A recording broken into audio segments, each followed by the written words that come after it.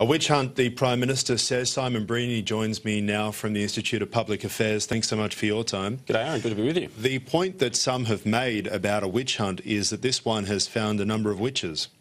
Yeah, look, that's certainly true. The government's got some really significant problems on its hand because partly of the judgment that was handed down by the High Court. For many, many years, this idea of dual citizenship just didn't exist, and now that there are all of these members of Parliament, as well as members of the Australian community, that have not only an Australian citizenship but also a citizenship of another country, the High Court has had to consider this really strange modern invention.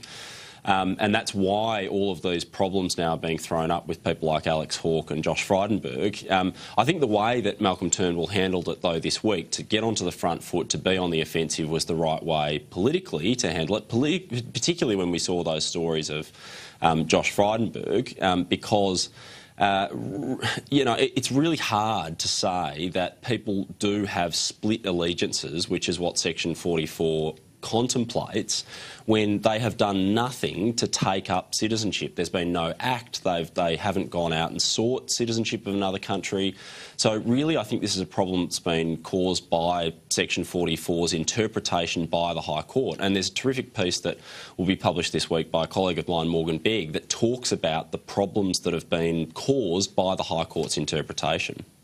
I think, though, there's a lot of people out there, and I'm not really sure how much of the public's imagination this whole story has really attracted, but we don't have a very good view of politicians, and we know as citizens of Australia that if we ever are in a grey area when it comes to dealing with federal government institutions or even the local council about a parking fine, I didn't know is never an excuse that we get off the parking fine. You're never given, as a citizen, the benefit of the doubt. So there are really significant problems that the government has got to deal with, that Parliament has got to deal with, in this perception that they are special protected creatures. Because I think you're right. I think a lot of people would look at these scenarios and say, well, you know, you've got to do the right thing by the law, the highest law of the land, the Constitution, and it's not really good enough to say that you didn't know. Many of these people have been given warning signs already. It's, you know, even given the High Court's interpretation in the most recent case, we saw a warning shot fired way back in 1992 with the Sykes and Cleary case. So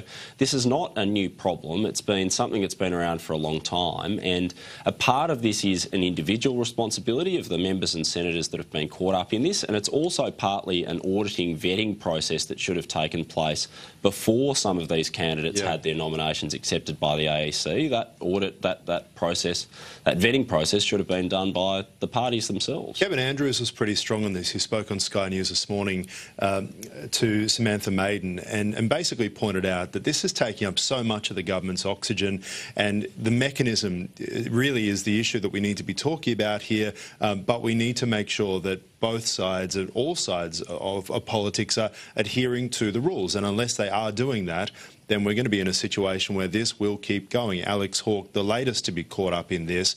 This could go on for months. Jim Middleton yesterday telling me that there could be up to 40 MPs and senators who may be involved in this. That's right. Well, we've seen the lists of people who are in Parliament now who were born overseas, but not only that, going to that second step of whose parents were born overseas, and then in some cases grandparents born overseas. So given the complexity of domestic citizenship laws of countries that are outside of Australia and how difficult those laws are for members of Parliament who are currently sitting, I think that this is really a situation that can only be resolved through an audit. We saw Bill Shorten, of course, this week come out and say... So you support an audit? Well, I mean, I think it's really the only way of cauterising the wound. I don't see how this situation is going to resolve itself without going to an audit process.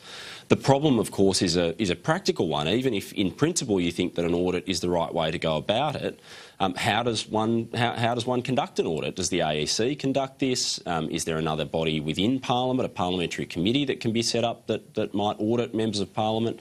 And then, of course, in the case of members of Parliament not complying, how do you compel documentation or compel testimony from members of Parliament to say whether they are or are not dual citizens? You know, the issue comes down to trust as well, because it seems to be mass carelessness, not just from the MPs, but also from the parties. Exactly. And I think really the only way of dealing with this, other than the political process, I mean, the political process, I think, is going to mean that you will see changes in the future But the problem is, what do you do for the current crop of parliamentarians? I'm sure that the Labor Party and the Liberal Party and the Nationals have been caught up a few times in this, are going to change their pre-nomination vetting process for candidates. But I also think that this is something that is just going to roll on and on and on. We've seen, you know, every week now it seems that there's a new question mark over a new member of Parliament. This week we've seen 3. You know, how much further this goes on is really anyone's guess. But if we do go down the audit process, you've really got to have a compulsion element. The government's not going to want to do that. Simply, well, I think it's very unlikely. There's several reasons, of course, but the main one is they've got a very tight grip on numbers in the lower house at the moment, and it just takes 1 or 2 and they're gone. Exactly, and the political reality, of course, means that this is a much higher stakes game for the Liberal Party and the Coalition than it is for the Labor Party. Which then becomes a credibility issue. Exactly. So this is why I think we saw Bill Shorten this week coming out and saying we need an audit, the details of which he wasn't too clear about, but he's saying that we need an audit. And Malcolm Turnbull, I think, was rightly raising the practical consequences of that, the practical issues with having an audit. I think that the only way that you could actually have an audit that does what it is required to do to make these issues come to light is to have a Royal Commission. There has to be a Royal Commission with a very tight set of terms of reference, and it has to be given to a former judge, let's say, who has the ability to compel members of Parliament to produce documents that prove one way or another whether they're dual citizens. That could be linked to the Royal Commission against banks, right? Well, okay, so I mean, this is the problem. How can the government, on the one hand, say, you know, we're going to go down the path of having an audit, we're happy for that audit to take place in the form of a Royal Commission, but we're not going to have a Royal Commission into other areas of economic activity or social activity. Let's talk about some of that economic activity. We heard from the Prime Minister yesterday, who was at an Asia-Pacific forum talking about the TPP, still talking about the TPP, given the United States under Donald Trump wants to leave it. We just heard from Donald Trump a short time ago, who's speaking to the troops and saying, we want trade, but it has to be on our terms. I'm interested in your views on that, because the Prime Minister yesterday looked towards China and the United States and said, when you look at the US, we seem to have this situation at the moment where it is so easy for these leaders to revert back to protectionism when it comes to trade. But look how much we have gained from fair trade.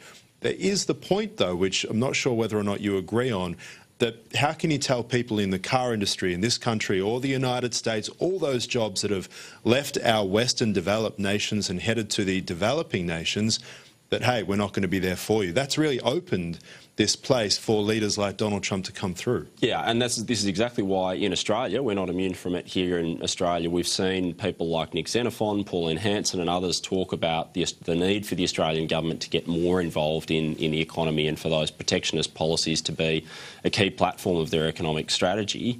But this is the classic conundrum of free trade, and being able to explain to people that there are going to be economy-wide benefits to you in having an economy that is open to the rest of the world. This has always been a problem that politicians on the free trade side of things have had to deal with. But it's gotten worse, though, hasn't it? I mean, in the 1990s, there were protests against globalisation, and then the realisation in the 2000s that, hey, your television doesn't cost as much as it used to.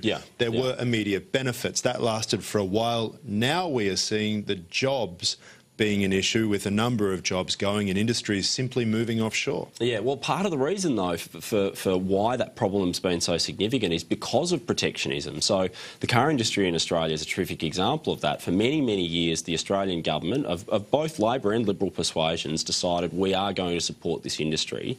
And towards the end of the time when Toyota and others were here, there were massive, massive subsidies, almost up to $100,000 per head. Of course. Per worker. So these subsidies were being provided at a time when the government knew that the industry was falling off a cliff. There was no way that this was going to be sustainable. And of course it meant that there was a larger number of people towards the end that were hurt by this transition from Toyota, was the latest here in Altona in Melbourne, closing their factory doors. So I think what the government needs to make sure it's doing is focus on this transition argument. Does there need to be some level of protectionism, though, to some degree? I'll give you an example. You have Facebook, Google, Amazon, which is about to arrive here in Australia. We saw yesterday Rod Sims from the ACCC essentially saying that they will be allowed to sell at cost to begin with to get into the market. Now that's great, but then on the other side we have the issue of taxes. Are these companies, these foreign companies, paying their taxes? They're coming in completely changing the market. We see Uber with taxis, Uber not making any money at the moment, the Australian taxi industry suffering because of it.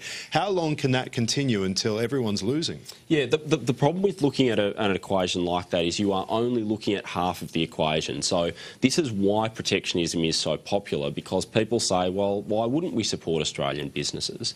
The reason for it is because it costs something, and that money has to come from somewhere, and the only way that the Australian government has access to the funds to support businesses that wouldn't survive on their own is by taking it from more productive sectors of the economy. So really, I think it's up to people like Malcolm Turnbull and the coalition government to come out and explain to people the two sides of this very important equation. It's not just about the government having this free money to give away as subsidies to industries that wouldn't be able to support themselves. Yeah. It's also about the fact that you've got to tax people on the other side of the equation. You've got to tax industries that are doing really well, that are thriving, where Australia has a competitive advantage, in order to get the money to be able to subsidise those other industries. Of course, that's a difficult argument to make, but they've got to be able to do it if they're serious about free trade and potentially a new trade partnership with other countries around the world.